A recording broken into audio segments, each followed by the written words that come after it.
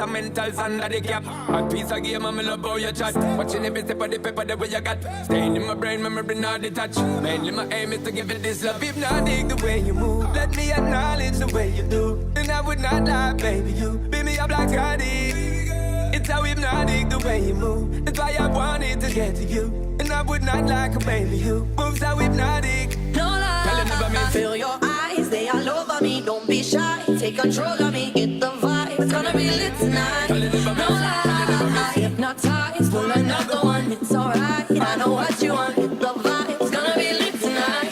No lie, feel your eyes, they all over me. Don't be shy, take control of me. Get the vibe, it's gonna be lit tonight. No lie, hypnotized, pull another one. It's alright, I know what you want. Get the vibe, it's gonna be lit tonight. No lie, Seems how we do it. no lie, So we say do it. no lie. Seems how we do it. It's gonna be lit tonight. No lie, Seems how we do it. no lie, So we say do it. no lie. Seems how we do it. It's gonna be lit tonight. No lie. I'm roll it, my girl. So let me say you roll it, my girl. Love it when you've been and fold it. Now let me roll it and let me own it, my girl. You want the style that I have myself. I see what baby girl, that's my word. Give you the good loving that is preferred. You deserve it, so don't be scared. It's hypnotic the way you move. Let me acknowledge the way you do. And I would not lie, baby, you beat me up like I did. It's how hypnotic the way you move. That's why I wanted to get to you. And I would not like a baby, you move so hypnotic. No lie, Tell it never mean- feel your eyes, they all over me. Don't be shy, take control of me. Get the vibe, it's gonna be lit tonight. No lie, hypnotized, pull another one. It's alright, I know what you want. Get the vibe, it's gonna be lit tonight. No lie, feel your eyes, they all over me. Don't be shy, take control of me. Get the vibe, it's gonna be lit tonight. No lie, hypnotized, pull another one. It's alright, I know what you want. Get the vibe, it's gonna be lit tonight. No lie, Seems how we do it. no lie, So we say do it. no lie. Seems how we do it. It's gonna be lit tonight. No lie, Seems how we do it. no lie, So we say do it. no lie. Seems how we do it. It's gonna be lit tonight. Put a bang, No bang, bang. lie, feel your eyes, they all over me. Don't be shy, take control of me. Get the vibe, it's gonna be lit tonight. No lie, hypnotized, pull another one. It's alright, I know what you want. Get the vibe, it's gonna be lit tonight. No lie, feel your eyes, they all over me. Don't be shy, take control of me. Get the vibe, it's gonna be lit tonight. No lie, hypnotized, pull another one. It's alright, I know what you want. Get the vibe.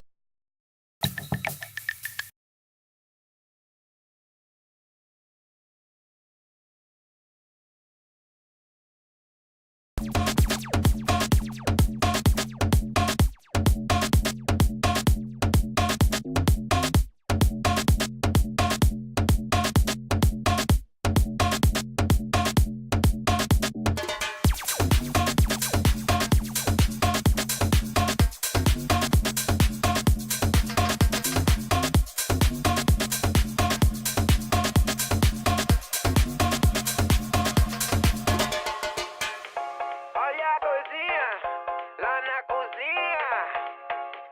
Eu toco pra você, vem cá pra mim. Com a galera, o som tá bom, o som tá. Eu toco pra você, vem cá pra mim. Não vem sozinha, o som tá bom, o som tá. Eu toco pra você, vem cá pra mim. Eu toco pra você, vem cá pra mim. Eu toco pra você, vem cá pra mim.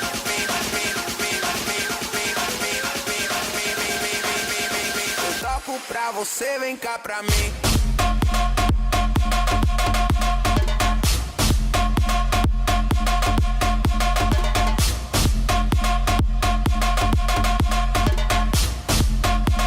Eu toco pra você, vem cá pra mim.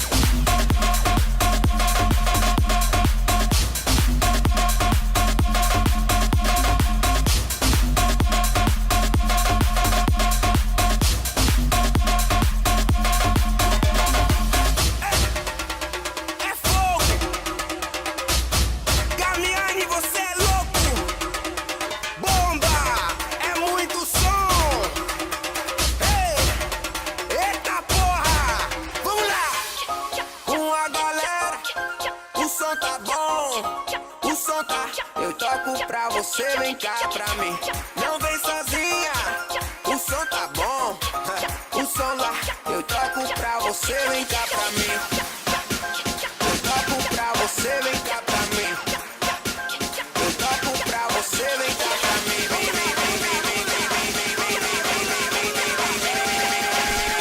Eu toco pra você, vem cá pra mim.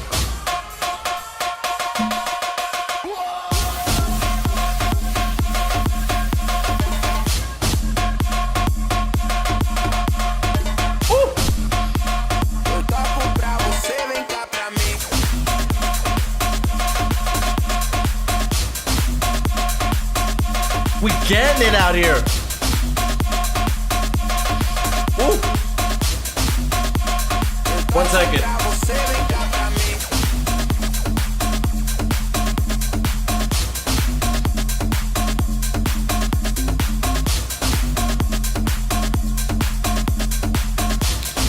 Alrighty, everybody. So, welcome back to Gears of War Roster Mania. I'm glad to have you guys here. I was jamming out. That's usually what I do each and every episode. But like I said, for all these new viewers that are going to be joining in here tonight, I myself and NJ Cabano, professional esports player for Gears of War for 10 years now.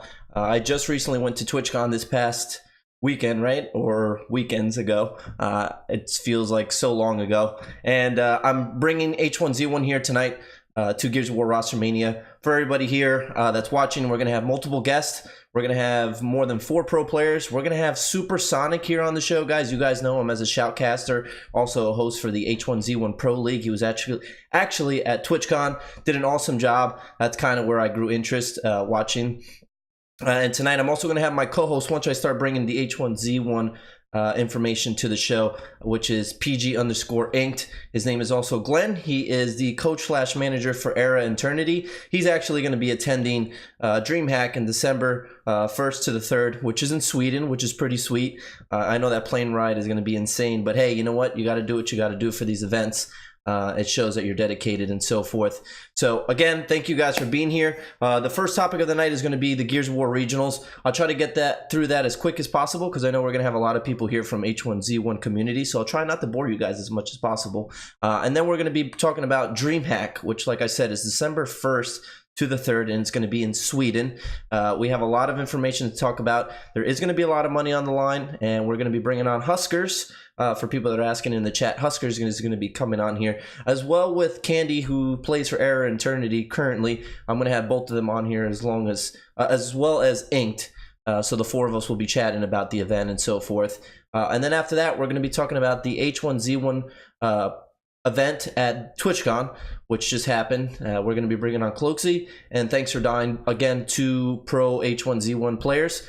Tell you a little bit about their experience and how it was, what they think they can work on, what they expect in the future from the pro league, and yeah, that'll be it for them. And then lastly, we're going to finish up with the H1Z1 Pro League, talk about a little bit more about information in regards to the events that are going to be happening, background information, any changes to the game, updates, as well as we're going to be talking about Twin Galaxies, which we all know obviously is working hand in hand with the Pro League, and that we're going to bring on Supersonic. Like I said, he's a shoutcaster host. He also has numerous things that he does in the gaming world as well as in H1Z1, so I'm going to have him on here to talk to you guys a little bit about that. But without further ado, let me work on getting Glenn in here, PG_inked, my co-host. I'm going to have him on here after I talk about the Gears of War regionals that are coming up, which are going to be November 11th to the 12th.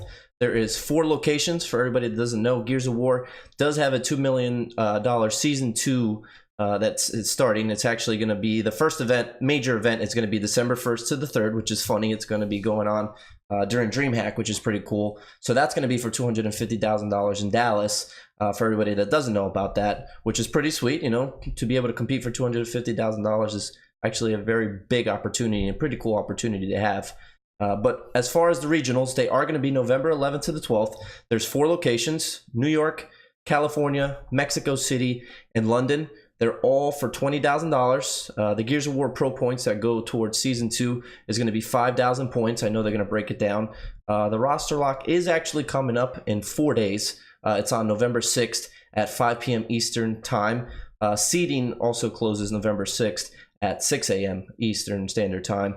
I mean, like I said, they're all 4 events. They're all going on at the same exact time. I personally will be at the New York event. I think I will be showing up that Saturday, November 11th. I'll be at the New York event.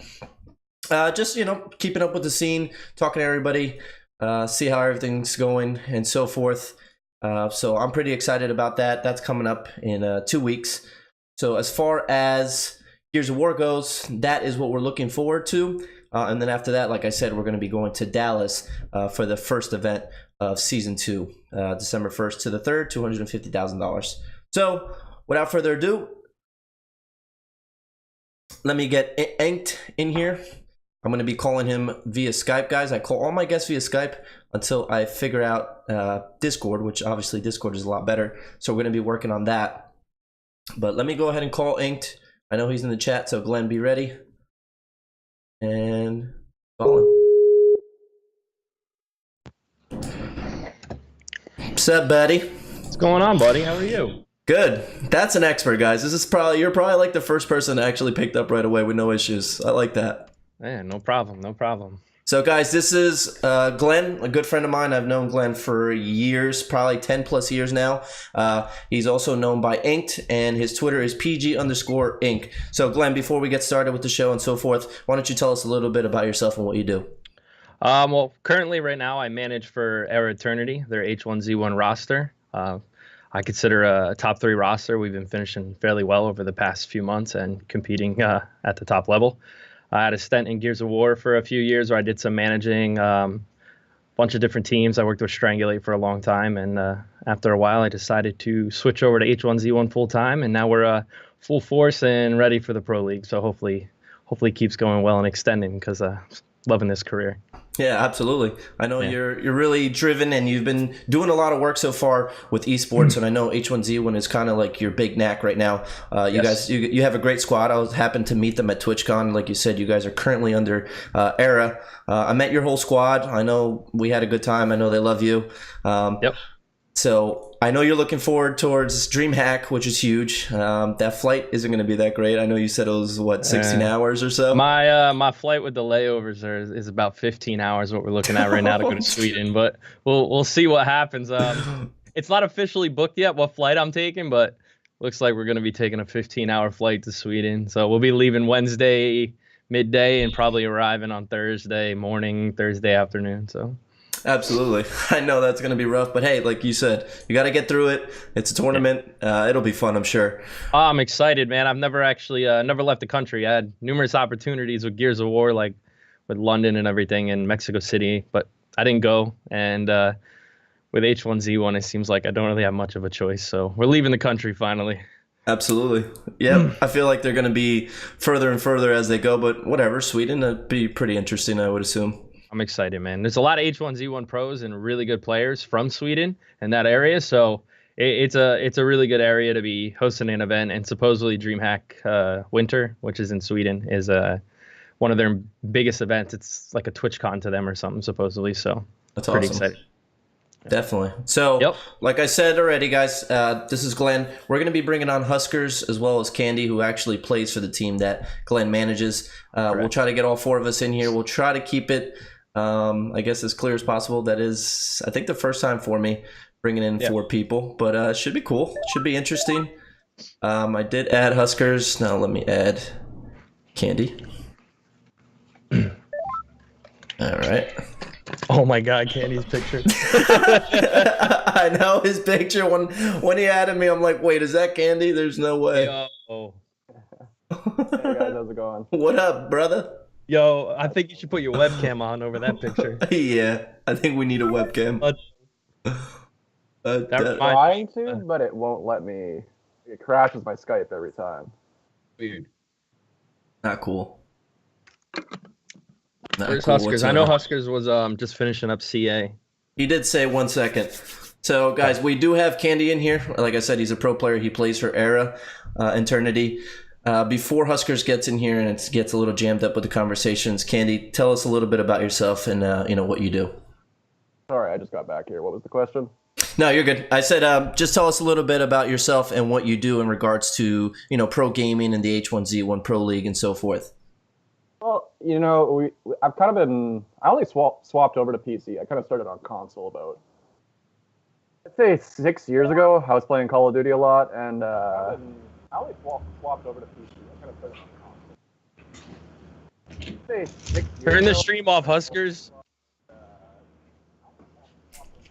Candy, you sound really far, Candy. I do?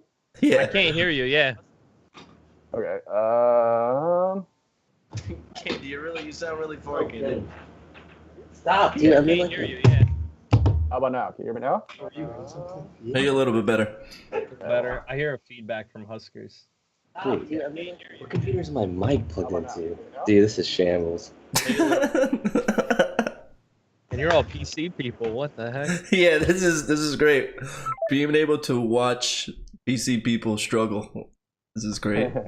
Well, regardless, without the reverb, like I started on console about 6 years ago playing Call of Duty, game battles and all that stuff, and then in the past 3 years, I basically switched over to PC. And H1 was more or less actually my first FPS, and then I popped over to Counter-Strike for a couple months there, and kind of really developed a base for aiming and like mouse and keyboard wise there.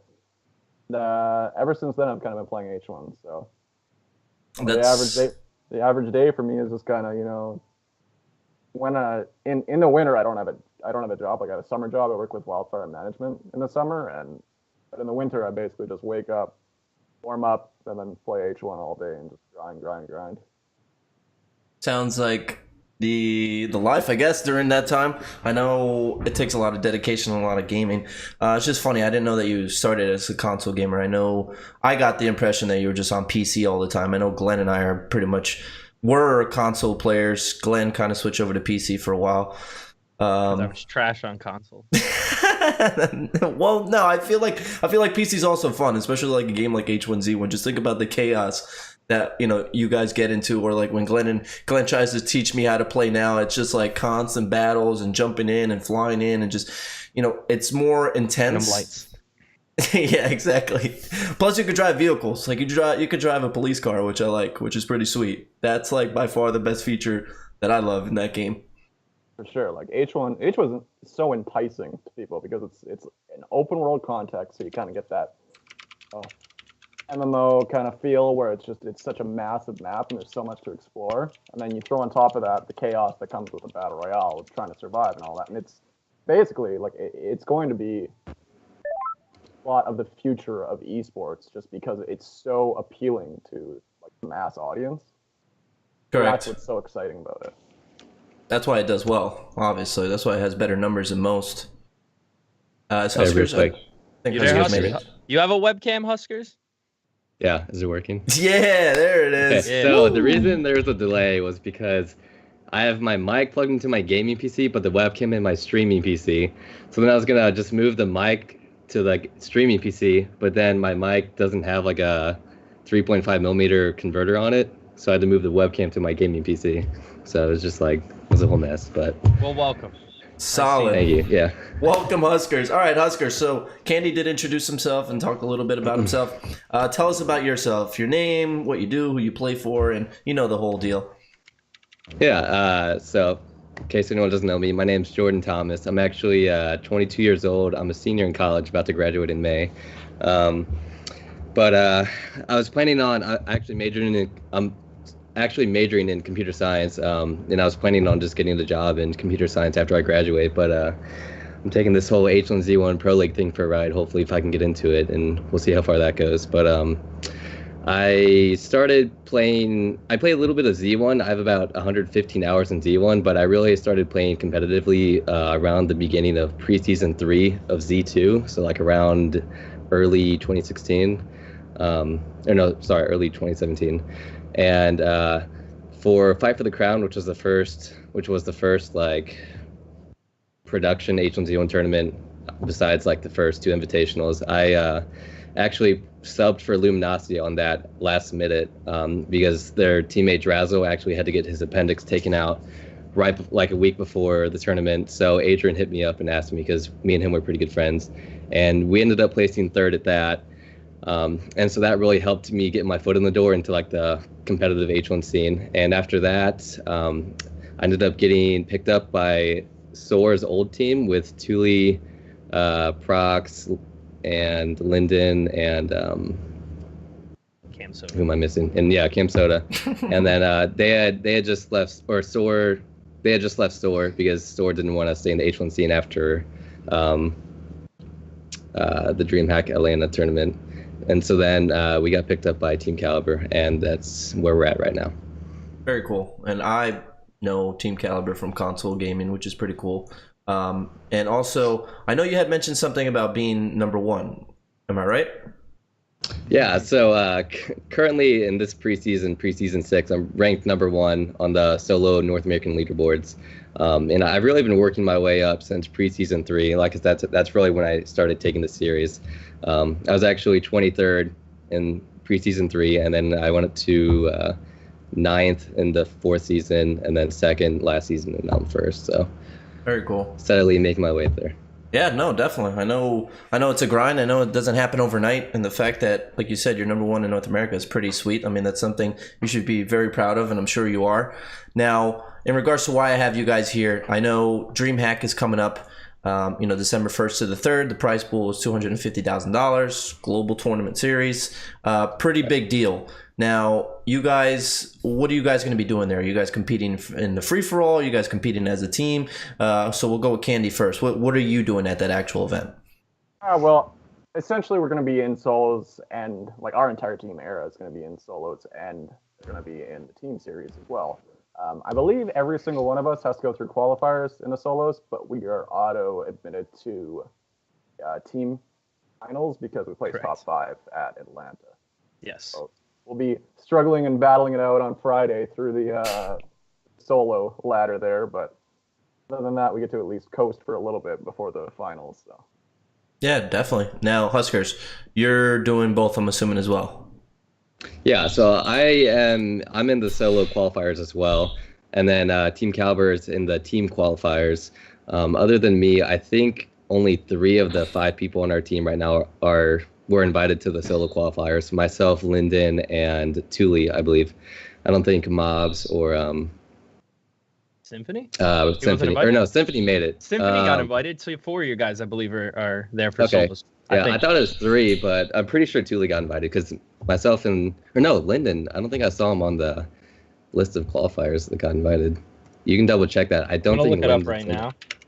But because I'm pretty sure it's 3 of us, and I know Symphony and Thule I definitely saw on the list. But yeah, so I'm in both. And then at DreamHack Atlanta, we ended up we got first in the qualifiers, and then we ended up just making mistakes in the finals. So hopefully we can definitely turn that around for Sweden. Absolutely. Everybody has a good and a bad event. Now, I know I'm looking at the solo player prizes. First place is 30 grand, which I'm like beyond like, wow, that's pretty good. Second, 17,000. Third is 13,000. And it goes all the way to, 10th place, which is 2,000.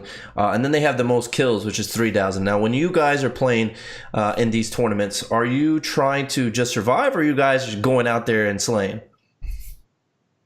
I guess I can start. You're definitely trying to survive. Like, as much as, the slaying is kind of, it's nice and it looks flashy, and then there's the money impact there as well. The actual prize pool, like the vast majority of the prize pool, comes from, surviving and finishing in those top 5, top 10 placements. So for me, that's what you're doing. Every time you're taking a fight, you're exposing yourself, Am I going to get backstabbed? Am I going to lose this gunfight? And you want to try to avoid for as long as possible, and as counterintuitive as that is to, viewership-wise and how enjoyable it is to watch, it's the current state of the meta right now. You got to pick your fights when you can take them, and take them when it's advantageous to you. You don't want to just go pushing every single thing. Yeah, to new viewers, it's very slow at the beginning, but once it dwindles down a couple safe zones, it's so action-packed and exciting to watch. You literally go from like 50 people to like 10 people in 5 seconds, it feels like. So it gets really exciting end game.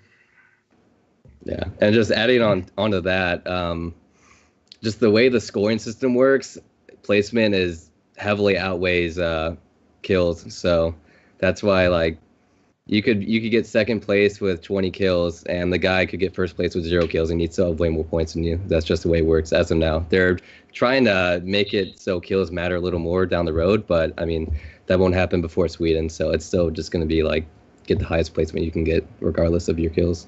Correct. Yeah, I was gonna say. Go ahead, Glenn. Yeah, they massively make first place a priority. If you get first place at a event, because there's 3 games in finals for solos and fives. You play 3 games and they total up the points over 3 games.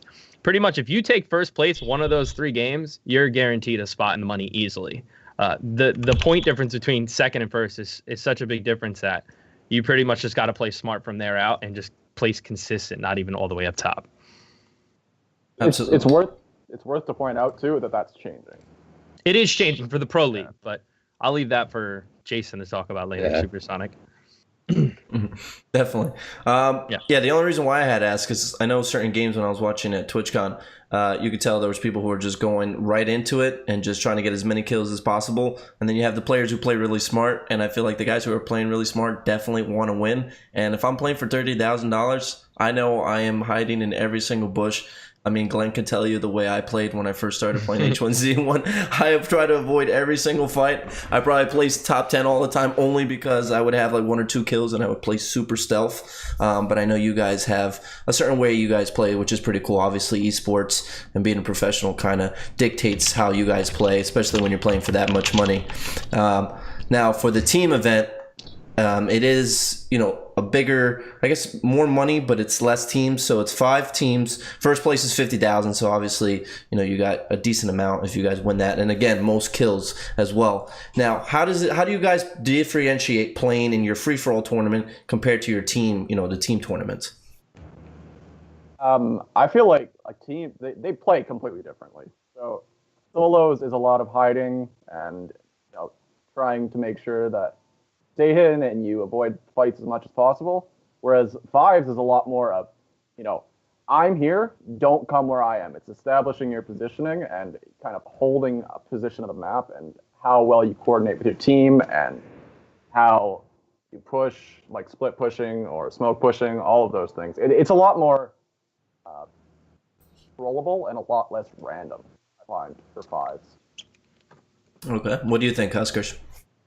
Yeah, I mean, I was going to say that positioning is like 10 times more important in fives than solos, and you can definitely make more mistakes in solos, but still get away with it rather than fives. True, which is understandable. Now, Glenn, I'm interested in your idea on that. Being a coach/manager, what do you think about the two differences? I mean, we focus mostly on fives over here, our team. Obviously, we have a bunch of people who are pretty good at solos, but I think for fives is where the teamwork and the competitive feeling comes in for most people. I mean, for me personally, when I watch my guys play and we talk about stuff, I think our team specifically, we just talk so much strategy on fives. As for solos, these guys kind of just jump in, do their thing, get angry once in a while because it's so random. You can get shot in the back very easy in solos. Someone will drop right next to you in a solo and you got to fight instantly. As for fives, you'll see these guys kind of scope out in the sky what's going on before they land, and everyone lands in their own respectable place for the most part and stays away from each other, gets their loot, moves forward and establishes their spots, which certain teams will play the gas, certain teams will make it to the middle and try to hold the center. So I think strategy-wise, like Husker said, fives is by far more strategy filled and more rewarding if you're playing correct. Absolutely, and I agree with that. I agree with you 100%. Now, before I let you guys go, what's the one thing, or what are you looking forward to? Going to Sweden and competing at DreamHack. What's the one thing that you guys are looking forward towards? Candy. Just going to Sweden, going to Europe. To think that outside of going there on your own or spending your money, to go there and experience Europe, it's just to be sent there for a gaming tournament is actually insane to me. It's so surreal. So for me, I'm gonna embrace the culture of Sweden and all that, and Competing, I love competing. I love being under pressure and all that, so I'm going to enjoy that too. But number one is I get to go to Europe for gaming. I agree with that. I think Sweden is a pretty legit spot to go. Huskers, what do you think? Yeah, I'm with him too. I've actually never been out of the country before, so this will definitely be a fun experience no matter what happens at the tournament. But as for the actual tournament, I'm really hoping that, in Atlanta, like, we had so much momentum going into the finals after getting first in the qualifiers. And so I just really hope that we can make it into the money this time. And then personally, I also made it into the solo finals at DreamHack Atlanta. So I'd like to do that again and then see if I can perform better than what I did at Atlanta. Yeah, just to state, both of these guys here did make finals for teams. They placed in their top 2 in qualifiers because Huskers from TK and Candy from Air Eternity, they both had to play through qualifiers the first DreamHack, and they finished top 2 in their pools and were able to qualify for finals. And we both finished in the top through that. So, damn, nice. Well, that's pretty impressive. And obviously, I hope you guys continue with that at DreamHack. I know you guys are probably going to be busy. You're probably going to be playing a lot, talking to each other as a team and so forth. But again, I appreciate you guys coming on. If you have any last words, this is the time to say it. So, Candy, if there's anything else you want to say before I let you go. I got nothing. Thanks for having me on, Gabe. I really appreciate it, man. No, of course. I appreciate you coming as well, my friend. Huskers. Yeah, same. Thank you for keeping us on. I'll definitely be watching to hear what you guys have to say about the Invitational and the Pro League later on. Definitely. I thank you guys both. I appreciate it, guys. All right. Take it easy. See you guys later. Bye, guys. All right, take care, gentlemen. Bye. All right. Well, that was pretty cool. That was Huskers. That was Candy. They represent Team Caliber and Era Eternity. One of them actually works with Glenn, which is pretty cool to have him on here. We just talked about DreamHack, December 1st to the 3rd. It's going to be in Sweden, $250,000 prize pool. So obviously that was the first topic of the night. We are going to move to our second topic, which is H1Z1 at TwitchCon. They did just announce, they announced that at the event. Glenn, I know you know a little bit about that, more about that. So before we bring our guest on here, just explain a little bit about TwitchCon and what exactly they did there. Well, this was my first TwitchCon, which was pretty exciting. And for those of you that don't know, Gabe and I actually flew down together and next to each other on the plane. So we gotta talk a bit about this show and the plans of trying to do this here. So it was cool to do that to start this whole thing off. But TwitchCon was exciting. They had I don't want to give too much away before they get on here and talk, but they had three different tournaments pretty much is how you would do it. They had a challengers tournament, which was any pro or non-celebrity that was not invited to the event. So me, myself, I could have walked on, stood in line, got ready, and was able to play in an event. And at this event, they were giving away up to $50,000. They paid out top 10 in that. So there were 7 matches, top 10 from each match, advanced into what was called a challengers final. So it was pretty much all non-pros. There was some pros who were able to go who weren't invited. Then there was the challengers and the celebrity one. I don't remember what the celebrity one was called, but they had a celebrity one where it was a bunch of big name streamers like Summit, Josh, Doc, and they all competed. And then there was a separate one, which was all pros, and they were all the same thing. 70, 75 people competed for top 10, and top 10 got paid out. So. Yeah, I mean, this guy broke it down pretty well. That's why he's here. All Stars. That's it. All Stars. All Stars. Dying just told us it was called All Stars. That's what it was. I like how he came in clutch with that. Yeah. Thanks. See, this is why I said we need him on. Seriously, I'm excited to talk to him. Just because I'm excited. Yeah. You told me a lot about him, and I mean, he apparently talks a lot, which is great. I like having that on the show. So that should be interesting. So thanks for dying. Yeah. And Cloaksley, I'm going to be calling them right here with Glenn and I. Glenn and I are going to be on here the whole night, obviously. So let me. There it is. Hopefully we get to the point to where this show becomes like an hour or 2 long minimum, and we can just talk about a bunch of stuff. Definitely. That'll be the game plan eventually. This is more like the test run to see how it does and if it'll grow. Exactly. Cloak's from New Jersey. Oh, is he? Well, he used to be. He moved. What's up? I'm moving back soon. Hey, there he is. We don't want you back. It's not okay. Fuck you do that. Hey, what's up, Dad? Hey, there he is, my man. Thanks for dying. What up? God, I'm good looking. Are you gonna show your mug cloak? I can't right now. This is great. I love this Skype picture. This is great. Fucking Jersey. Who the fuck is this guy? Who the fuck is this guy? What's up, guys? How are you? Good. How are you? I'm doing all right. I'm doing all right. Thanks for coming on, guys. I appreciate it. I only did it because you told me you'd pay me, to be honest. That's it. Like, I ain't doing this shit for free. I'm trading him 10-cent H1. Oh my god, that is great. I'm glad we brought this guy here. Nathan sounds like he's a funny guy. So, guys, for everyone that doesn't know, this is Thanks for Dying and Cloaksy, both pro players for H1Z1. They're going to be talking about the H1Z1 event at TwitchCon, which they started the Pro League at. So we'll start with Nathan, the funny guy.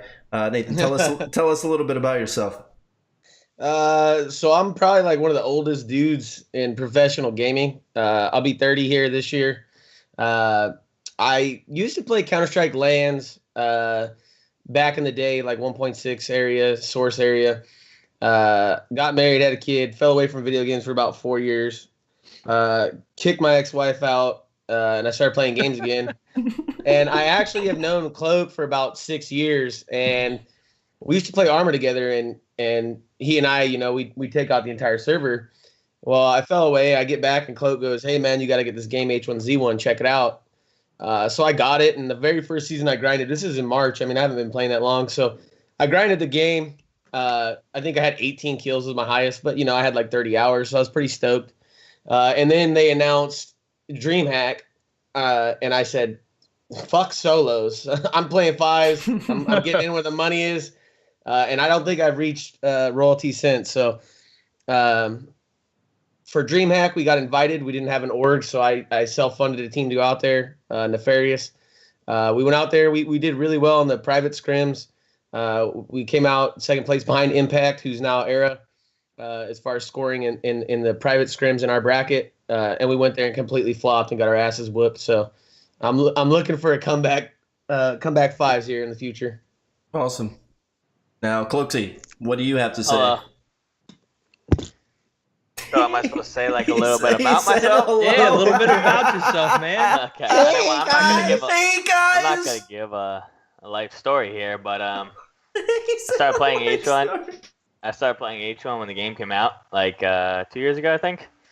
I played on the off time because I played Arma. I have like 4,000 hours on Arma. I was a pro player for Halo, well, semi-pro, I could say. I swapped the PC game. My very first PC game was WoW, World of Warcraft. I know I'm a nerd. And then I went to CS. CSGO, I had 4 or 5 global elites, almost S rank, ESEA. But I swapped to H1, and I was playing it off and on, made some cool friends and like CBK Flames, stuff like that. And they told me to actually grind it out because I was very good. So I started doing that and started making a name for myself, grinded number 1 on the leaderboards like every single day back in Z1. When Z2 came out, I still really enjoyed solos. When CA came back, I won 4 CAs like immediately, which is like the online tournament. Recently, I started falling out of solos, I could say, and stepping back from each one because I didn't know what was going on with it. It was they were changing the game every other patch. They were changing the recoil. They were adding new guns. They were buffing guns and nerfing guns. I just wasn't about it. And a couple of my friends wanted me back, so I started coming back. But I think I'm gonna stay away from the solo scene for a while because I don't think the future of the game is solos, I should say. Yeah, I could agree with that. Is that it? Is that all you? That sounded like a life story right there. Yeah, so I feel like he just completely lied. Cloak was one of the original. Cloak was one of the original sponsor players for H1. He was one of the first people ever picked up by an org. He was with Elevate originally. Then I believe you went to Rogue afterwards, correct? Yeah, I went to Elevate and then to Rogue. So okay, he didn't fill in the fact that he was one of the first sponsored players ever. Hey, you missed something big. Come on now. Oh, what the hell? All right, so in regards to why I have you guys here tonight, we're talking about TwitchCon. We're talking about the event that they had. We'll start with Nathan. What did you think about the event? You know, what do you think they could do in the future? What do you expect? Anything like that? I mean, the event was lit. I think if they want to upgrade it next year, they just have like a 30-minute segment where it's just me on camera. But since they're not going to do that, I was at TwitchCon. I stayed all the way through Tuesday, and during the TwitchCon event, I think I left the H1 arena setup. It had its own little setup. I left it for about maybe an hour the entire time I was there, and that was just to go break the record on the Fortnite game and win a cool hat. And then I came back, and I ended up playing in the challengers bracket. So I didn't think I was going to do it. I was walking by, and Crafty Joseph said, "Hey, man, we don't have enough players. Somebody didn't show up. Do you want to play?" So I ended up jumping in, and I took down third in the qualifier. So that was pretty cool. Nice. Cloaksy, what's your experience with TwitchCon? Dude, TwitchCon was like Law said, which is Nathan. There's no point. There's no point to leave the H1 section. They had everything you need there. They had an open bar. They had all your friends there. They had literally everything. But I played pretty well in the tournament. First game I kind of choked pretty hard. I died top 40, I believe. And then next game I was top 13. Killed T-Hump and then ended up nading myself, which ended up killing. I literally killed myself top 13. I got knocked down to 1 HP and bled out. And then the last game, it was top 25, and I just potato aimed. The only thing I could really say, the event was amazing. The whole section was like, we had the biggest section of TwitchCon. It was like crazy. There was people that didn't even play the game. That was just like attraction after attraction. People just like, all right, what the hell is this? But the overall experience was amazing. It was good seeing all your friends again. It was good seeing the people that you grind this game from day one with. Pretty much, yeah. Other than that, it was amazing. Yeah, I didn't leave the venue myself either. I was there from Thursday to Monday, and I literally didn't even go into TwitchCon because we had our own arena. It was massive. It was the biggest arena I've ever been in for esports. We had our own arena. Like he said, there was a massive open bar for all the VIP people, so the players, the managers, coaches. Gabe got to get in there through me. Definitely. And you could literally just walk up to the bar and be like, "Want a rum and coke?" Okay, all day they just feed them to you, or a beer, they feed them to you. It was just crazy. They took care of the players, the managers. They treated us phenomenally. And at one point during the All Stars, when it started up, we had 141,000 live viewers on Twitch, and there wasn't even a bit of room in the standing or the grandstands to move. It was crazy. It was the best event I've ever been to in my life. Yeah, definitely. With those kind of numbers, I know you kept mentioning that at the event, 140, 150,000. I was like, holy crap. Yeah. This makes console games look embarrassing. Now, like for the next event or next TwitchCon or whatever it is, like I said, what would you guys see or what do you think they can improve on to make, the next event better? For me, the entire setup was lit. I mean, they had like this little, Easter egg hunt type deal. You get a little passport, you go around. They had different events you could do inside the arena. So it wasn't just the games. They had a photo booth. They had a little LAN center set up for you to play on. They had, a meet and greet section to go get a stamp for your book to win a free skin. Like Cloak said, it was an attraction more than it was a tournament. It was an attraction with a tournament inside of it. I think next year, I know for me personally, since I didn't get invited, like Cloak and a lot of the other guests, the qualifiers for the challengers was so hectic. It was basically people die and they'd run outside, re-sign up, die, re-sign up. The lines were ridiculous. They wrapped us around the stadium. There was no staging area for the first 2 games that we played. I think they put a lot of emphasis on All-Stars, and I think with the Pro League coming out, they need to put more emphasis on the good players. The prize pool for All-Stars was big. Ink said, it was 190,000. There was 140,000. There was 120,000 for the pros, and then there was 96,000 for the challengers. And to me, the challengers are the guys going out there putting their neck on the line. The pros are the ones out there making the nutty plays. The All-Stars are there to be a spectacle. So I get that, but I think that they need to reverse the order of priority and use the All-Stars as kind of like a movie night type deal, like a gag game. They hyped it up so much, and I feel like that takes some light away from the pros who actually grind this game. A lot of the All-Stars they had there either don't play this game or haven't played this game in months. So if they're trying to build the game, I think they need to build the pro players before they start building the Dr. Disrespects, who I tried to stop from going to the VIP, but he pretty much just pushed by me. So the Doc will push you out of the way. That guy's huge. Yeah. I hit him with the quick, "Who are you, sir?" And he said, "I'm the 2-time." I'm like, "All right, go ahead." Yeah, it was no, cool. that was a good in the same breakdown. area. That was kind of cool that they had the All-Stars and us in the same area, so we were able to kind of meet some of the bigger faces that stream the game and kind of help the viewership a bit once in a while. Because this is obviously the pros of this game are the ones who stream it massively, and they always compare like the PUBG to H1 thing. And these guys, when they stream H1, it helps our viewership. So it was cool to have them, but I do agree. I think they put so much production, so much content into the All-Stars to where, like, when you would watch the big screen, because we had massive big screens like a normal arena, like you go to a hockey game or a basketball game, whatever it is, up in the center, there was a big screen. They kept airing like all the All-Stars videos instead of the pros. I wish they aired a lot more of the pro stuff, because we all sat at media day and took pictures and videos and stuff. It would have been nice that they put a bit more of that in there, but overall the event itself was it was awesome. Definitely. Cloaksy, what was your experience with that, and what do you think can be worked on?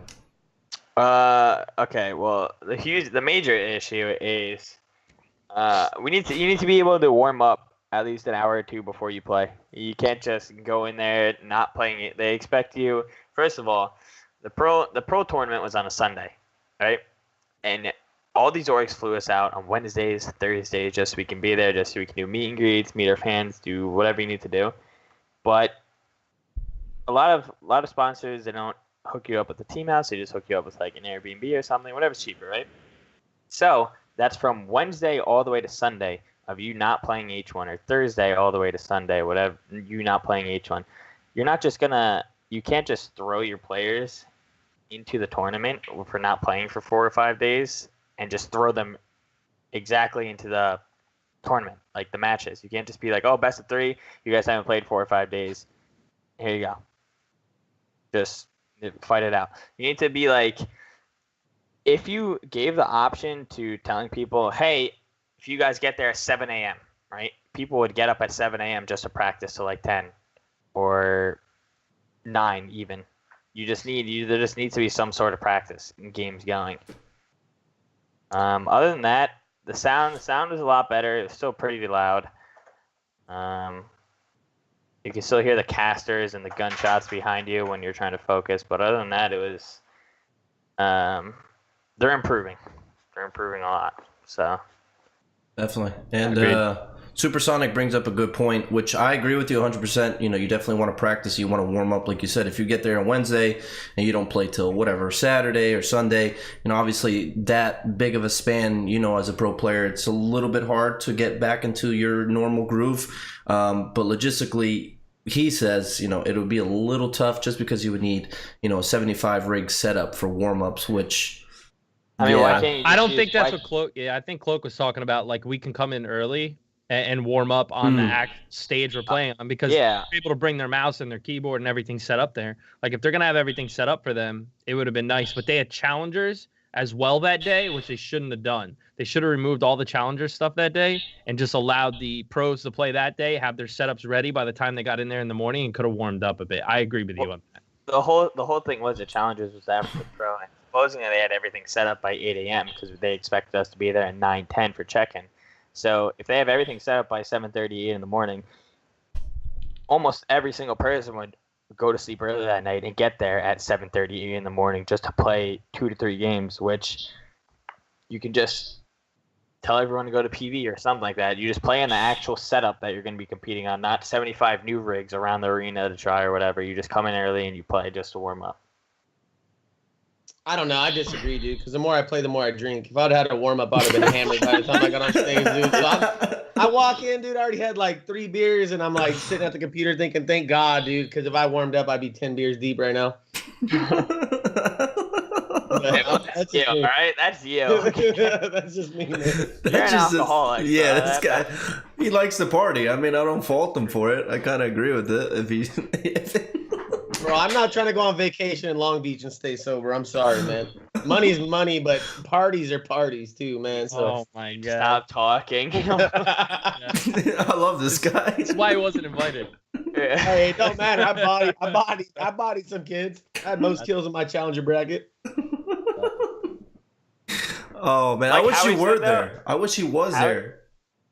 Go ahead, Cozy. Going to what Howie said, I was reading chat. The lighting now that I remember it was pretty bad. It was very, very, very bright.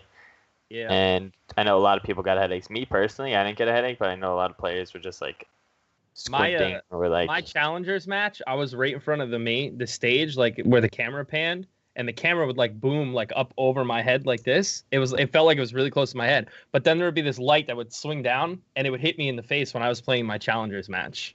So Yeah, it was. Yeah. And also, speaking of the cameras, this is just like for Fight for the Crown. You already, like, let's say you're driving through an open field or something like that in a car and there's like 60 people alive, doesn't matter. But you're driving, and then out of nowhere, a cameraman will come up to your face and like, oh, that means someone's next to me or aiming at me or something like that. Let me go the other way. And you just immediately turn the other way. And as soon as you turn the other way, the camera guy would walk away. And then if you go back that direction, he'd come back and you'd be like, okay, now I know there's someone over here. And you just can't have a camera they should just be the same way the Fight for the Crown was. Yeah, they did have cameras like all over the place. I like the way Fight for the Crown was. They had like a GoPro mounted on the top of each monitor, and they could just switch to them when they needed for filming. As per what he was saying, they had these big production cameras like you would see on like leaning over the cage for the UFC, those big cameras you would see. They had those, and they were putting them like in between your monitor and your module that you were sitting in, and it would be like right in your face if you were doing something. So you kind of did know if somebody was near you or something was about to go down. They would put a camera in your face, because I remember playing and they put a camera like right by me, and then you could hear some of the stuff at TwitchCon through your headset, and I heard like Supersonic talking over me like, oh, there's Ink from Era in here. He's trying to play kind of smart, and I heard him say that there was a guy outside of my warehouse looking at me. So I just froze and chilled, and I was like, I don't want to get shot. So I hopped in my car and took off, because you could hear some of this stuff. So he's right with that. So the whole casting to you playing thing, they got to figure a way to get it to where you don't hear everything, because you can hear everything they're saying, and you can hear every shot going on around you that's being produced up on that big screen. I don't know why they don't just have it like NFL, where the casters have their booth and they just run them on TV, man, because that was the same way at DreamHack. I literally, after the first game at DreamHack, I had Blood Inferno from Hale Chapters turn around, tap me on the shoulder and say, dude, I heard every single one of your call outs. And I was like, well, fuck, dude, I'm loud as hell. Like, there ain't nothing I could do, you know? Super's funny. He says, you owe me money. Shit wasn't free. I died, though. I didn't make it out of my pool, but thanks. Yeah, I think that's a big concern, especially when you guys are playing for money, especially at a tournament like that. I didn't even think about that, Glenn. Like you're saying, the camera's in your face.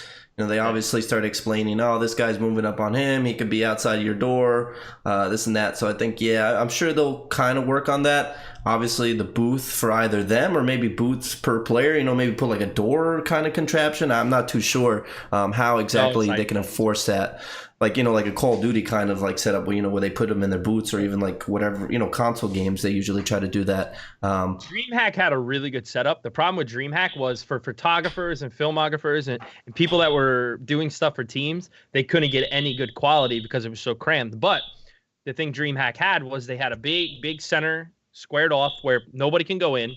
The casters were producing to a section that was down a bit down with a bunch of seating and a big screen that was away, so you can't hear any of the casting. And there was also TVs like all around the arena, not the arena, the stage, whatever you want to call it.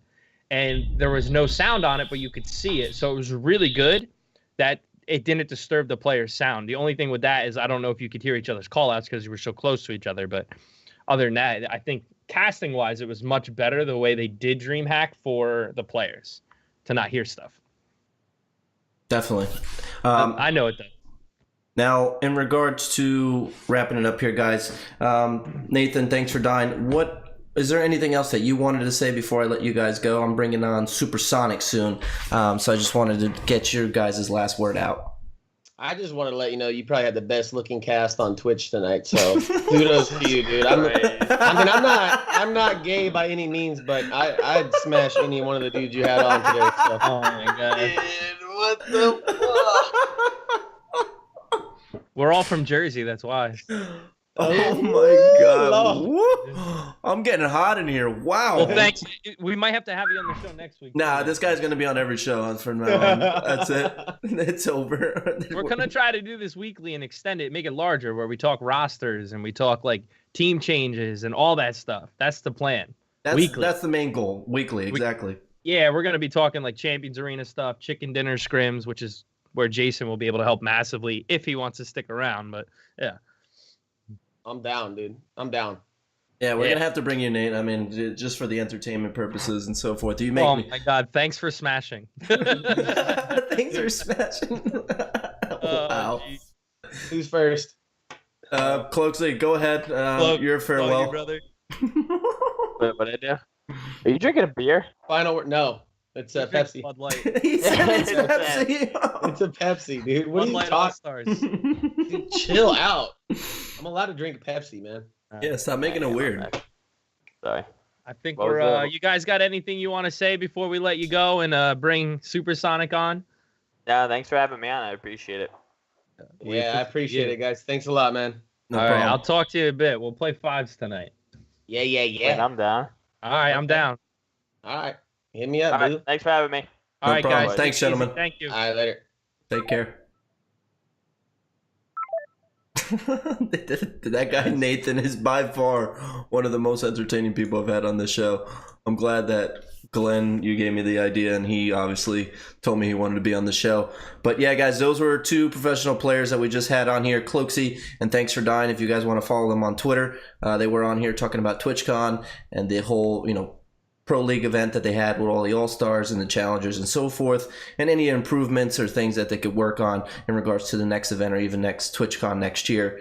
But myself and Glenn, we're going to be bringing on Supersonic. Jason, if I'm not mistaken, that's his name.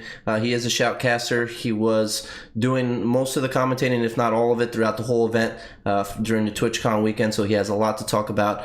I know, Glenn, you mentioned he does the chicken... He honestly, I don't think people understand. He's done so much for H1Z1. He's a damn guru when it comes to this game. He does the casting. He helps hold tournaments. He managed teams. He helped build rosters. He helps people with sponsors.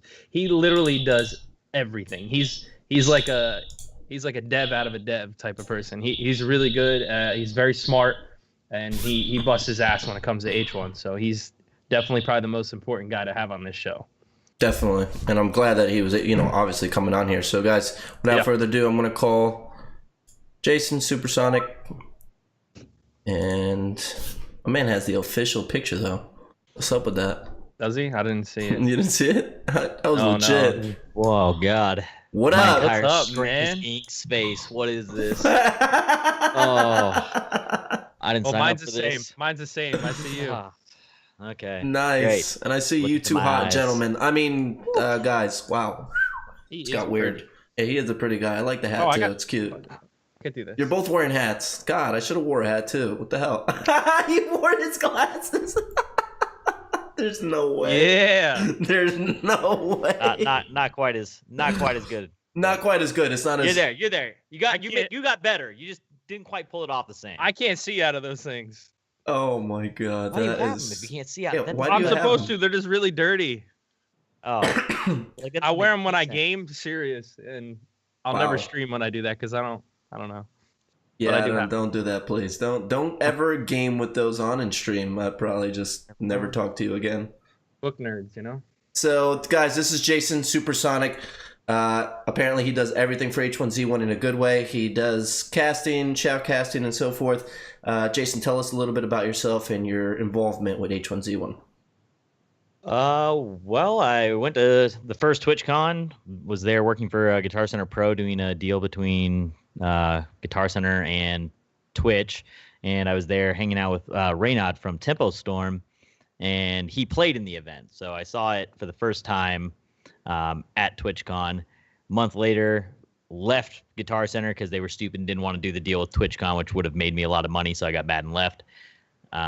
Started playing H1Z1 because I had a bunch of free time, and a few months later ran into Minion Game, ended up doing some of the tournaments back in the day when it was like running it through a Steam group on the test server. Like a dev would get on and spin up games on the test server for us to run before the first Champions Arena existed.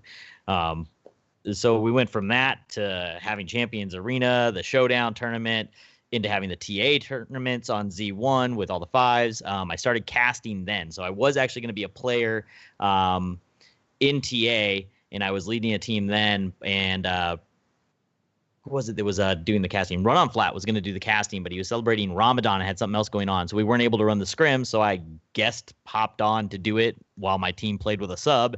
And I've been casting and running teams and everything ever since. So awesome. So yeah, you literally do a little bit of everything, which is always a good thing. It makes yourself more valuable. Now, in regards to all these events, because we're kind of going to have you wrap everything up, so we'll go with DreamHack. What are your expectations of that, and are you going? I personally don't know, so I just wanted to ask you about DreamHack. I will be in Sweden. Not sure if I'm casting or not, but at the very least, I'm going to be in Sweden. So I will be there to see the event. I've got big expectations. Magnus from DreamHack, he's the one. If you guys don't know Magnus runs everything that has to do with DreamHack, and I was hanging out with him at the Twitch party after Atlanta, the after party, and he was talking to me, telling me about how big like the Sweden DreamHack is compared to Atlanta, and it's supposed to be insane. It's like 150, 160,000 people are there. Their bring their own computer section is like warehouse, like massive warehouses of sections for it. Like people just camp out at DreamHack and just play LAN all day. Like it's supposed to be insane. So I'm really hyped to get over there and see it. Yeah, well, that's interesting that you're going to be going. I'm sure you're going to have a good time, regardless if you're working there or not. Like you said, you're a pretty big part of the community in regards to that. Now with TwitchCon and the start of H1Z1 Pro League there, you heard Nathan, thanks for dying. You heard Cloaksy, the goods that they thought of, the improvements they thought of. What was your, the turnout of TwitchCon, and what do you think they can work on, and what do you think was good?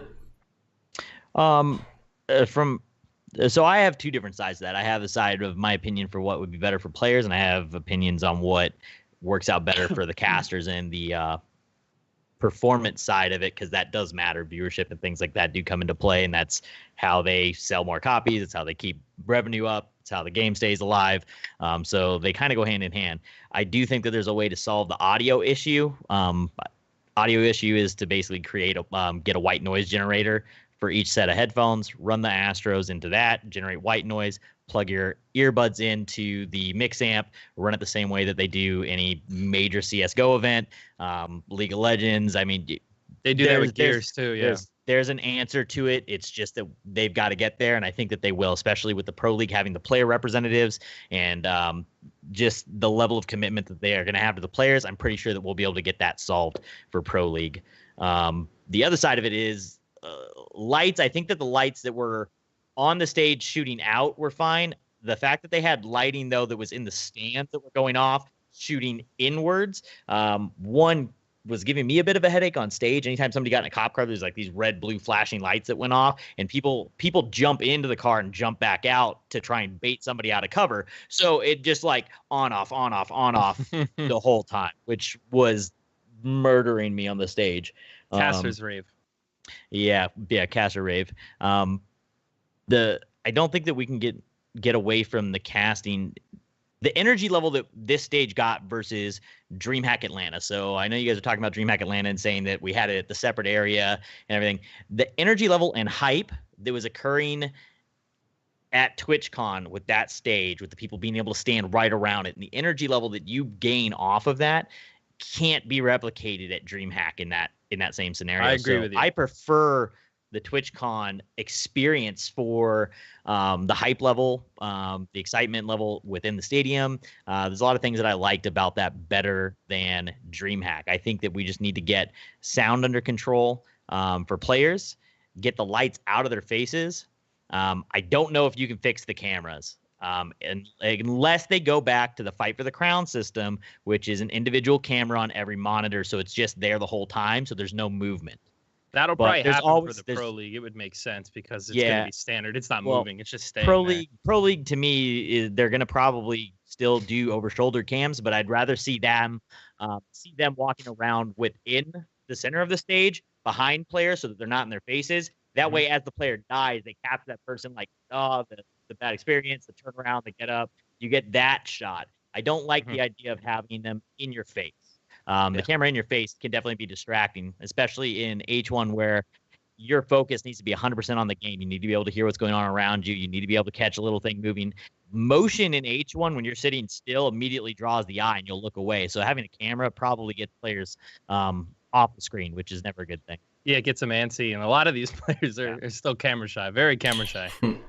Yeah, I feel like that's a big thing, and I feel like if they could fix it, and that happens a lot in most games. I mean, Glenn, you've seen interviews from Gears, you've seen interviews from H1Z1. If they could kind of snap out of that a little bit and kind of give a little bit more of a gimmick and a little bit more of a story behind them, I think that makes interesting for viewers and as well as at the actual events for like rivalries and so forth.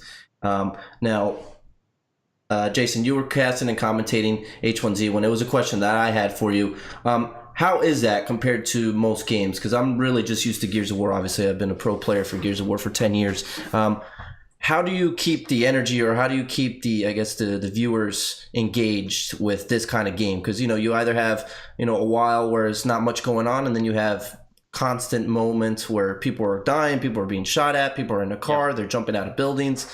How did you work that? So when I started out and I didn't really know what to talk about, I started off casting by, as we drove the spectate camera around, talking about the positioning of the players, where I think they needed to go, where they started from. I got good at tracking where people were on the map. So I know this team started here. I know that the best routes to get to your next loot location is probably here. They most likely saw this team land there, though, so they'll go to a secondary option. And I just got good at kind of keeping track of that. And I would talk about where they needed to rotate to, who had the better position for the safe zones, there's a lot you can talk about. H1 versus other games, H1's much more of a story, and each game is a little bit different in terms of how a team got to where they were. Did they have to fight 3 teams to get their position? Were they gifted a position where somebody just didn't push them and they just had it the whole time?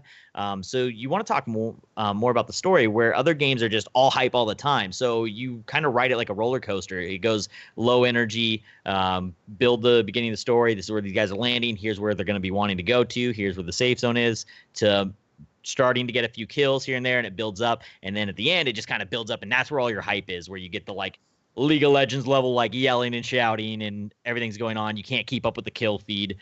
So it's definitely a completely different animal versus other games, and I don't know that I could do other games. A lot of other games are just play-by-play. I'm very used to talking about from my, like, where I come from, of where I think they should be trying to get to and what I think the right play is. So trying to bring some sort of knowledge to it that isn't normally in a cast. Like, you don't see it in COD and Gears. You get that in between conversations with analysts and stuff, but you don't typically get that in the actual cast of the match. Now you have to do the desk work and the casting work in one game. Yeah, absolutely. I agree with that, that's why I asked. Like you said, you literally just get a play-by-play by most console, I guess, commentators or just in general. And it's not their fault. That's kind of, the gameplay. That's kind of what dictates, what you have to say. And yeah, I was watching you guys on stage, and that's what I liked. You're talking about, oh, well, if I was playing, I would do this, and this is probably the smart move, whether the player does it or not. Kind of give like a little bit more of a background story. And I think that definitely helps with viewership. Some people don't know the game, but they tune in because whatever. Yeah, maybe. Yeah. No, and I think that's the thing that works out really well with me and Rich, is that Rich plays the game, doesn't have the amount of hours. He's not a full-on comp player. He was never at that level of play, where I came from that background in the game and playing with these guys and grinding with these guys every day. So I think it works really well because he'll ask questions that makes me answer in a way that I'm talking to somebody that may not know the answer, which I think works really well for viewers, where if me and Ink were sitting here talking about the game, I could just sit here and just spout off whatever I want. He's going to follow along, keep up with it. Rich does a really good job because he's been a host for other games, being that host and asking the right questions so that we get information to new players, or even maybe some players that are somewhere in that middle ground that are maybe looking to get better, and me talking out what these guys are, what's going through the players' heads and why they're doing something when it looks like it might not be the right play, but why it actually is, I think helps a lot. Yeah, it's good to have someone with your knowledge in there.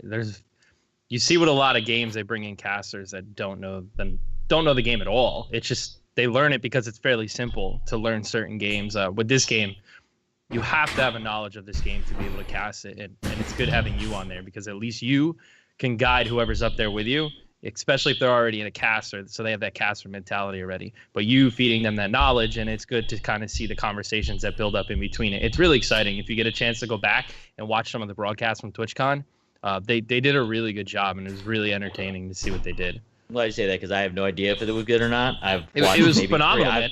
I watched 3 matches. I watched 3 matches total of all the games I've ever casted, counting from Z1. I hate the sound of my own voice, so I don't. Yeah, I'm talking about my voice, not his voice. He's talking about his voice. Yeah, I hate my voice. I got what you're saying. Yeah, I absolutely hate hearing myself, and I typically realize something that I said that was stupid while I'm sitting there. So I really don't need to rewatch myself saying something stupid again and remind myself that I'm an idiot. So well, I have to go back and watch the video footage most of the time. I mean, that's part of what I do with my guys. So I watch every rebroadcast and then we go from there. But yeah, I was able to watch it, and that one was the best because you literally captured numerous moments, especially with challengers. For challengers, it was really easy for you to capture better moments because people weren't playing as smart. You know what I mean? People were running around being a little more risky. All-stars well, even too. all-stars, like you were able to capture so much because so many people encounter fights. As per the pro match, it was just the usual. It goes from 60 to 10 like that. Like what was it? What was it that you were casting the other day? Was it a chicken dinner scrim or something? It was nuts. Like you couldn't we did get one it. that It landed in the town. It was horrible. No. That wasn't even the worst one. So the best one we've done is it ended at Carnival. We went into Carnival because this was the first week that the server was out. So this was like 170 man, 176 man lobby, whatever it maxed out at, and we had 120 people going into the tents, and it went from like 120 to 12 in like a minute 45. Damn. That might have been it. I just remember watching. It was Jason he was like, I'm not even gonna say anything because I can't keep up, and it's just like boom, boom, boom, boom, boom, boom. Yeah, I just gave up. Ridiculous. Well, it's a lot harder to do when you're casting by yourself and you're running the camera. I really like what CA's done, and I'm actually trying to figure out a way to get a multicam system the way that they do it with somebody else driving the camera so that I can cast freely. But yeah, at a certain point, me casting, if there's nothing on screen, doesn't do it any justice. So when the kill feed does that, I just shut down and I just try and control the camera, make sure I you guys actually can didn't see know a fight. you controlled the camera and casted CAs. I thought you had I thought the mods were controlling cameras. I didn't know that. CDS, I'm controlling the camera. All the TA casts that I did on Z1, I was controlling the camera. When I did the old CAs, I controlled the camera. Recently, though, CA switched over and Roldan drives the camera, and the casters watch a high def feed of it, and then rebroadcast the feed with them talking over it. I'm trying to figure out a way to do that multicam and get like 4 observers in, where I can switch off a stream deck and switch between screens. So from what we were told, you can correct me if I'm wrong. You probably know a bit better than me on this, Jason. From what I was told, the new system they're going to be trying to implement, especially for the Pro League, there's going to be like a free roaming camera that once a fight engages, it'll switch on its own. Correct? I heard something about that. I'm not 100% certain. I've heard rumors of ideas of things to go into the camera and stuff. I'm not going to be one to confirm any of them for you. But the team working on that, Eno's team is been making some really good strides in it. I mean, obviously we got the versus mode that was here at TwitchCon.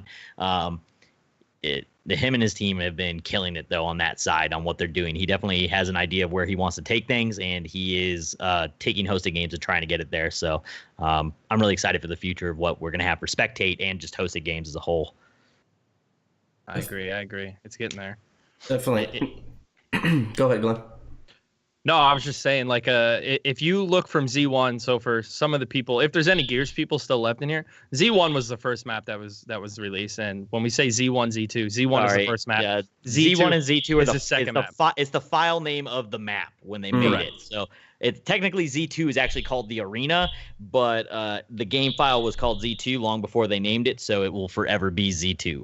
Yes, but when we talk about that, we went from having a pretty crappy spectator mode to didn't even read much except just watching a fight, and now we have the ability to read what weapon they have, what their HP is. I know Jason them can pan into like crates that are dropping and see what's in the crate before they even know what's in the crate. So the spectator mode is changed drastically for being able to watch on a spectator side and viewership side. Perfect true third person camera.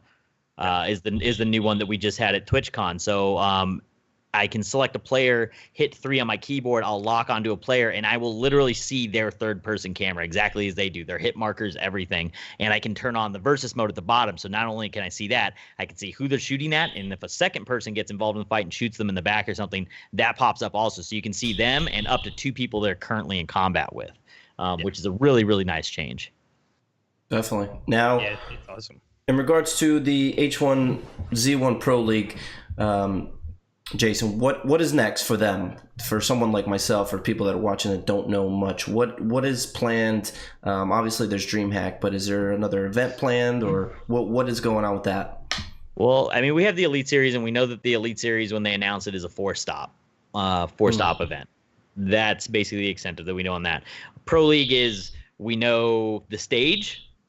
The stage that we played on at TwitchCon will be the Pro League stage. Correct. And we know that we are going to be West Coast. There's a couple places that are rumored. It will end up being one of those. But we know it's going to be West Coast. We know that it's going to be 2 10-week runs. I forget what they said the gap was. What's the split? It's the split 10 so they're saying weeks. right now they're going to do 10 on, 10 off, 10 on, and that's one season. Oh, wow. So it's a 20-week season, and it's kind of like a NASCAR season. They could even, 52 weeks? Like, why don't you go like 10 on, 16 I off, agree. 10 so you on, can have 16 off. Literally, we you can just have 2 always seasons in 1 year. They're making it so it extends into 60 weeks. Well, I mean, cost-wise, in terms of like once you start going into production and paying all those people, I think that's one of those things that people don't realize just how much like. I had to do hair and makeup every day, and I don't even know what her daily rate was for TwitchCon. Like, but there's a lot that goes on that people don't see typically. I'm one of the few that are in there for that, just because I'm in there having to get ready in the mornings. There's a staff that ran the TwitchCon that like just the production team had to have been 100 people. Like, I mean, there was a lot of people there working that event. So, and thank you to them for the amount of work. But that's a big thing. So that might have something to do with it annual cost wise of. But then you got to talk about ad revenue and stuff like that. So from what we were told, though, it should be right now it's 10 on, estimated 10 off, then 10 on, estimated. That's still not 100%, but it's going to be a 10-week, an off period, then a 10-week, and that'll be nothing's 100% locked in on this. That's the thing. They're looking to launch Q2. They're building the player representatives, team representatives. And this is very much a joint venture. This isn't something where they're going, hey, here's our tournament. Cool, you can like it or get out. It's very much they want it to be a collaborative process, which is really interesting. So things to me that are most interesting that I was trying to think about because I wasn't able to sit in on the meetings were things like the player representative and what that would be. And to me, I think that what's going to end up happening is that players are going to pick a player and they're going to vote him in. Correct. Where I really don't feel it should be a player at all. I don't think it should be a player that's representing any team, because if it's a player or somebody that's affiliated with an org, now one org, or let's say it ends up being, let's say it's an Echo Fox player. Now it gets kind of strange because it becomes Echo Fox, Twin Galaxies player rep. You end up the player rep. You end up skewing the scale. So there's a lot of things on that I think are really awesome and really cool to see how that's going to grow and what that person's role is going to be. But I'm also very worried about things like that in terms of players need to be very aware that this is all something very big now. This is like legal stuff that goes into it, things like that. Like you want to make sure that you're doing something that's not just good for you, but it's good for everyone as a whole. Obviously, within your own orgs, take care of yourself, get whatever you need to do, get more money, whatever you want to do. But at the tournament level, you've really got to make sure that you're thinking this through long term of whoever you put into these positions, what it's going to mean. Yeah, so to elaborate more on what he's saying, so there's going to be like a govern committee or like our own little government. Yeah. And there's going to be 5 people in those positions. 3 of them are kind of pre-selected already within Twin Galaxies, Daybreak and whatnot. Then we're also going to be able to vote a player in to represent the players union is what it's going to be. And they're going to be able to speak on our behalf. Now, those 5 people will be able to vote on everything within the league. I mean, we can get to a point to where 3 of those 5 people say, listen, we want to remove all air bombs that come in when crates are dropped. And if those 3 of the 5 people say that, they go to Daybreak and Daybreak changes it. No questions asked. They just change it. So there's some stuff within this committee that's going to be kind of really serious. You got to make sure we get the right people in there. I think is going to be key for this league to succeed. We got to make sure we come together as a group and get the right people in there. And there's also somebody going to that be can articulate the idea as well. You want somebody that's in there that can take all that feedback and make it make sense. That's the part there. It's like there's a lot of players that do this well, but they get flustered. And like you want somebody that's going to be very calm in those situations. You're sitting at a table making, broad stroke decisions get made at that table. So that person needs to be very collected on their thoughts and have a very distinct direction that they're going. Yeah, it definitely needs to be someone that understands the business side, the operation side, the player side, all that in one. We can't just be someone who speaks a lot, you know what I mean, who just wants to say something. We need to make sure that it's true. We need to make sure we get the right person. We got one shot at getting the right person in there. That's true. That is true. And we need to make sure we come to the right decision. I don't know exactly how the vote's going to work. They haven't specified on certain things with us, but they went over this with us and said, listen, this is an important role. Make sure you get the right person in there. Not thanks for dying, I was about to say that. I was going to say my vote would definitely be Nathan. No. Thanks. Now, realistically, I agree with that. The fact that there's a player going in there is pretty cool. I'm not going to lie. But, like, who do you pick? There's so many players, so many teams. They're going to have a biased opinion on certain things. You don't have to. From my understanding, it does not have to be a player. It is a person representing the players. Someone there's within a lot that of organization standpoint can be involved. From what I'm there's told. a lot of people within the community that aren't necessarily pro players due to other obligations of things that they do, and they don't have the time and they haven't been able to go pro, that know everybody, that are well spoken, very intelligent individuals. They could really shine in that position. So for instance, like someone like Jason or I can still get that position, technically.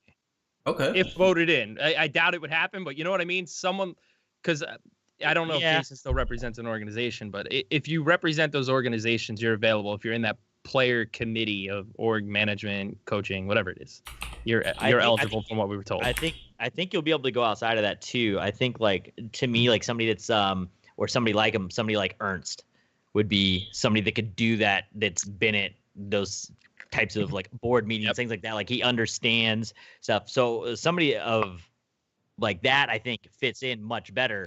And I think it's something the players should push for. If that, like, let's say Ernst said he wanted to do it, and I think that he'd be perfect for it. I would rather see the players push and say, okay, he's not on an org, so he's not under these rule sets. You're saying that he can, but this is who we want. And I don't think that they would have any pushback on that. But somebody like that, I think, would be really solid for it. Agreed. Yeah, I mean, you guys know a little bit better, but yeah, I would have to get to know people and so forth. I know, Jason, like you said, you would be able to be on that committee, right? Even though you would be casting, playing, whatever it is. But they haven't decided casters yet, so I have no idea. And I'm not sure on that side. We don't have certain things. There's not have enough full information. info on. We have some info that's like, this is what's going to happen, but we don't have full specifics, if that makes sense. Like, they haven't released full back end stuff yet. They're basically close to having that all finished, but they're trying to get the verbiage correct before they put it out. Like, currently right now, the team applications are being submitted. Like, we don't even know, not even teams, it's org applications. So like teams aren't even being collective and joined into this. Like for instance, my Technically, at a player level, yeah. Yeah, so like Era may not make it in. Couldn't and then- correct. So Yeah. Era can't even apply. Like our 5 players can't apply. Like Era Eternity as Candy, Geesh, Triv, so on and so forth. We can't apply as a team. Pretty much what would happen is that org, like Era, would apply an application based on their org. It'll show, they got to show their fundamentals, why they should be an org in this league, why they can upkeep with it, what purpose and what growth can they offer the league, along with can they keep up with what the league wants to the minimum standards. And from there, once these 15 orgs are selected, there's pretty much players qualified by a set of making royalty throughout however much time they determine it. Those players that reach royalty are now placed into a pool. That pool, those orgs can select those players from. So, I mean, do we know if full teams are going to get submitted? Maybe. I don't know. But from what we're told, it's not like, hey, this is my team, we're getting into the league. It's this org can select their players. I think the way it's going to end up being is the org select their players, but it's not like a draft in terms of like this person, then this person, then this person. So like, let's say Rogue went in and Rogue gets in and they're part of the league.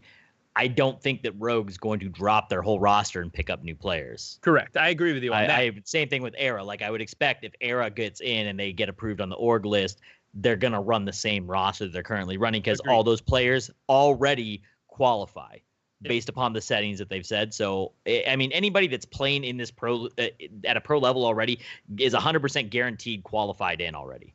So, as part of the pool, they're not guaranteed into the league, but they're guaranteed into the pool of players from which the orgs can pick from. Correct. Yeah. And to specify, these orgs have the opportunity to have sub/bench players. So these teams aren't even going to consist of 5 players from what I'm told. They have an option to have subs.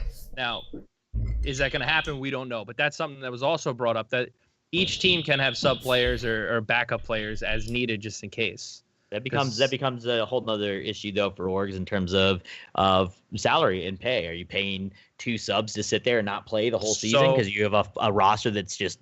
I actually have the answer to that already. I asked this while we were at the meeting.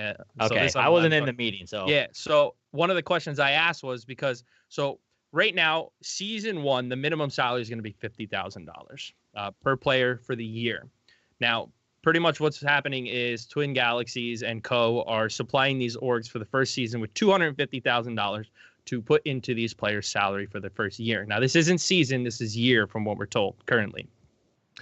And with that money, you can actually add subs. You have the choice to either pay those subs or not pay those subs. They are not required to be paid unless they are on the starting roster of 5 players. So if they're not playing, they aren't being paid. But if, say, a player like, for instance, I don't know, say one of my players goes on vacation and has to leave for 2 weeks. He cuts his 2 week salary out and pays the other guy if you can agree on that. But the org in the end will determine how those bench players are paid until the committee or Twin Galaxies comes up with a ruling for how they're paid. But right now, that $50K is for the starting players only. Yeah, because to me, I was sitting there, I was like, dude, if you had to pay 2 more players $50,000, well, that's what I asked. You're only getting $250. You're at $100,000 to float 2 players for the year as substitutes. Like that's what I said to Jace. I'm like, Jace, what if we have like 8 players on our team? We got to pay all them $50K a year? Like that's crazy. And he's like, no, that it's the starting players. I asked him a lot of questions, so he was like, all right, meeting's over. I asked so many questions. I wanted to know stuff, and I wanted to know what was going on, and I wanted to be very much so involved as much as possible. And, I wanted to make sure I brought back the knowledge to my organization. So we were prepped for this league. We want to make sure we get in. This is a massive opportunity, and you definitely don't want to miss out on it because these orgs are franchised in. This isn't like a relegation or a League of Legends where the bottom teams get eliminated and the top teams stay in, and then challengers teams can work their way up. It's not the case. It's much more. It's closer to those 15 teams. It's closer to like Overwatch League. Yeah, like you're getting anything else. And at the end of the season, there's going to be a pool of players, pretty much like freshmen, like rookies coming into the NFL, and they have a combine, and there's stats between Twin Galaxies and the H1 leaderboards that these people could look over. If they have a player who is not playing well, not the players, that organization has the ability to drop a player and pick someone out of that pool if they want.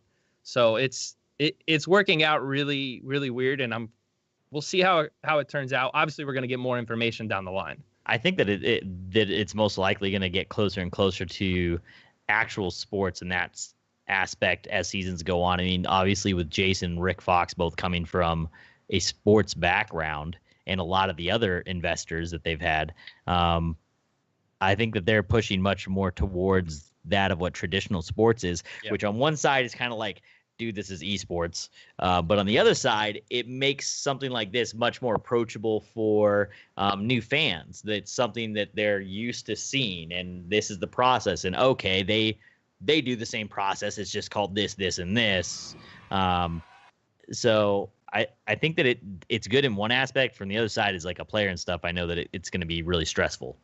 Yeah, I mean, Jace was saying during the meeting, you got to look at this like a professional sport, you know? Everyone's going and looking at how many copies were purchased or how many people are playing the game. He said, if you look at the NFL, the MLB, there's a lot less people playing it than watching it. He said, and that's the objective here. We're trying to get this on a national standpoint to where everybody's watching it. He wants this to be a sport. You know, we want to have a set time slot where people are watching this weekly. And this stage we're going to have set up wherever it is, hotel, and arena. We don't know what it's going to be yet, but we know the stage is going to be there and what the stage is. You know, spectators are able to come in weekly during these matches and sit in there and watch. This is going to be able to be watched live as well. Where exactly, I'm not 100% sure yet, but this is going to be a weekly thing, hour and a half long. It's going to be, I could be wrong. I think it's 20 on, 10. I don't know. It's like 20 on, 20 off, 25 on, something like that. They're going to make it so there's set time slots, and you guys are going to know when to watch this, where it's going to be. You're going to know when the commercials are coming and everything. They're taking this to the next level, and hopefully this is something honestly like the UFC was years ago. You know, UFC was down here and slowly growing, just exploded. That would be great if something like that happened with this. Because then Jason would be a billionaire because he's one of the originals. I was going to say, and then he ends up making a huge deal, whether a buyout or whatnot, or just sticks out with it and rides the wave with obviously the H1Z1 Pro League and Twin Galaxies and so forth. Pretty sure I'll probably just continue to ride the wave. I've been on it for the highs and lows so far, and hasn't quite knocked me off yet. So I'll continue riding to see what happens. Definitely. But in regards to that, guys, I'm going to cut it short. I don't like to have the episodes too long. We did have a lot of information, and I know Glenn and even you, Jason, you guys have a lot to talk about. I know Glenn and I are going to do really well in regards to this show, and we definitely need to bring Jason back. But Jason, before I let you go for tonight, is there anything else that you wanted to mention or bring up before we let you go? No, I think I got most of it out, man. Appreciate you guys having me on. Absolutely. I appreciate you coming. Thank you very much, Jason. Yeah, no problem. Thank you. Have a good one. You too, buddy. All right, well, that was a lot of information. You guys were listening to all this. Glenn, everybody loves you in the chat, as well as Jason. Glenn, I have to say, happens to be one of the most involved managers that I know personally in esports in general. I'm sure there's other managers and so forth, and it's a biased opinion, but I agree with most of the people in the chat in here. It was a lot to cover. Glad that we had Glenn in here, Jason, Nathan, Cloaksy, Huskers, as well as Candy, all talking about different aspects of H1Z1 and what they expect for all the tournaments coming up, DreamHack, TwitchCon that just happened, the future of the Pro League, and so forth. But I think that is it for us tonight. Glenn, before we cut off, I want you to be able to wrap it up however you want as well. Yeah, so I'm hoping this is something we can do weekly. I'm not exactly sure how we're going to do the show going forward. I know he still does his Gears of War stuff. So I think we're going to try to do Gears of War consistently weekly. And right after, if you guys are interested, we'll wrap into H1Z1 if the chat's interested in that. If we can get this to where it's at a consistent point, I think we'll start talking more topics, and we'll take to Twitter and maybe get some topics from you guys, and then we can take questions from the chat to make it more interesting. I think it would make it easier on everybody, and we can have fun with it. Next week, maybe we'll kind of do some predictions for DreamHack or something. That would be kind of cool if anybody's interested in that.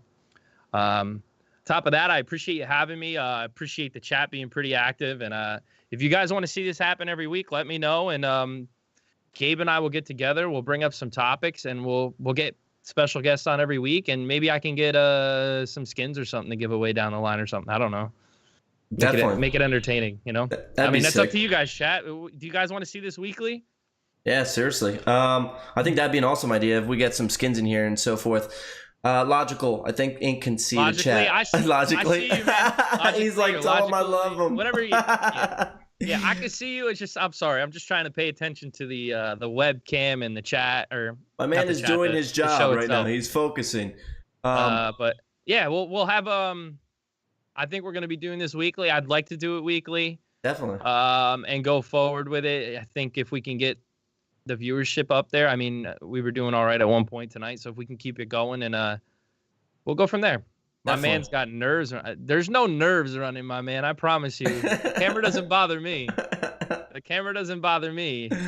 Yeah, no, Glenn has been doing really well with it. But to piggyback off of Glenn in regards to that, yeah, we will plan to do this more. We'll be talking about rosters, like Glenn said. We'll try to get more special guests on here. I think, Glenn, you had a great idea with DreamHack. We'll be able to break that down a little bit. You know, what teams are going. You know, who think is going to do well. Maybe bring a couple of players from each team that is actually going again, and have them talk about it and their predictions as well. But the sky's the limit in regards to the potential that we could do with this. I do my normal Gears of War show on Thursdays, so maybe we'll switch up H1Z1 to a Tuesday, a Wednesday, a Monday, a weekend. Doesn't matter. I'm sure we'll figure out a way to do it. Obviously, if the attention is there, you know, you and I will make it work, Glenn. We'll make it happen. But like maybe I'll even throw a Raw Talent jersey on. That's right. Maybe we have an RT night for H1Z1, which would be pretty dope. I'm all about that. But again, guys, thank you guys for watching. Make sure you follow Glenn on Twitter at PG_IINK, and myself, NJ Cubano, I'm gonna on get Twitter. that Twitter changed eventually. I'm waiting for them to switch it for me. I was gonna say, because definitely have to change that up. And again, I'm verified. I don't want to lose it. Also follow the stream as well. Make sure you hit that follow button at the top right of your screen. And if you're feeling giving, make sure you follow everybody that was on the show as well, as everybody's on the title board. But I think that's it for the night. Again, thank you guys for coming, and have a good night.